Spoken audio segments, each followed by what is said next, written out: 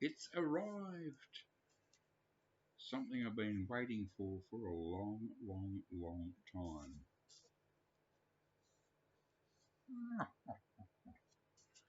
Yeah, this won't rock anyone else's boat, but it rocks mine big time. Mr. Ed might like it. I'm pretty sure he would. Just arrived. Uh, this is one of the most happy, beautiful pop songs of all time, and it's like I just love it. I just love this perfect pop from the early 60s. Now, this came out, I think, in 63, 64. So that would be a lot of you youngsters in your 50s would never have heard this, and you wouldn't get it. It's like this record is 60 years old, and it's got a lot of hairline scratches, but that won't affect the play at all. I can tell.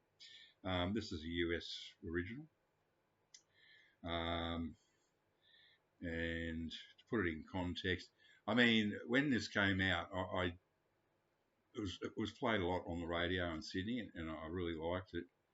But to a 12, 13-year-old, I wouldn't have had the money to buy it. Plus, it was good, great pop, but it wasn't like teenage pop.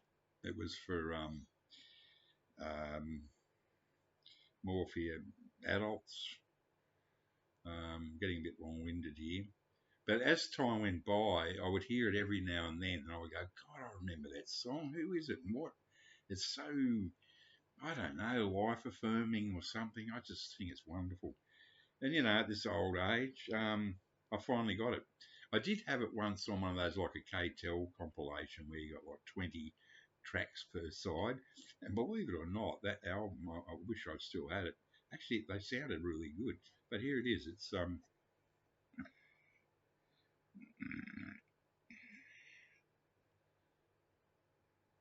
Ruby and the Romantics, Our Day Will Come on Cap.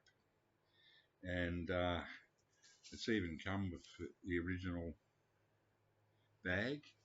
And this was sold for $1 or something or whatever from Rasputin's Records or wherever that was. I think that could have been Melbourne, but this came from the Central Coast of New South Wales. But it's just one of those songs that it sounds like it came out in the 63, 64, but it sounded already out of date. It sort of sounded like it's something that would have come out in 1958, if you can understand what I'm saying. But you weren't born then, you youngsters, so you can't put it in context like I can, because I would have. It's the sort of song that the occasional really good pop song that came up in the late 50s, but as late as 63, 64, it was sort of already of a previous time, like. But man, I don't care. This is one of those songs that I just love. There are songs I like and there are songs I hate, but there are songs I love, and this is one of them. Our Day Will Come, Ruby and the Romantics, and my day has come finally after all these years. The final point, that was my main point to make this video, was that I've been trying to get this for 15, 20 years on eBay. Now, they nearly always come out of the US on cap. And 15, 20 years ago, I was buying in auctions bulk, 45 collections. Today you get 20, 30 in a package for 5 cents each. It was incredible. Man, oh man, those days are so far, far gone now. That was like 15 years ago. And these ones do pop up, but hardly ever locally in Australia. And the records themselves in the US go for about $3 because, it was a million seller. But the postage to Australia, that's what I was going to say. I used to get these packs of 45s I'd get on win on auction, 5 cents each or 10 cents sometimes at the most. for all these wonderful 45s from the US, and the postage was quite cheap. It was an incredibly good deal. Now, to get this from the US, and there's quite a few on eBay up for sale.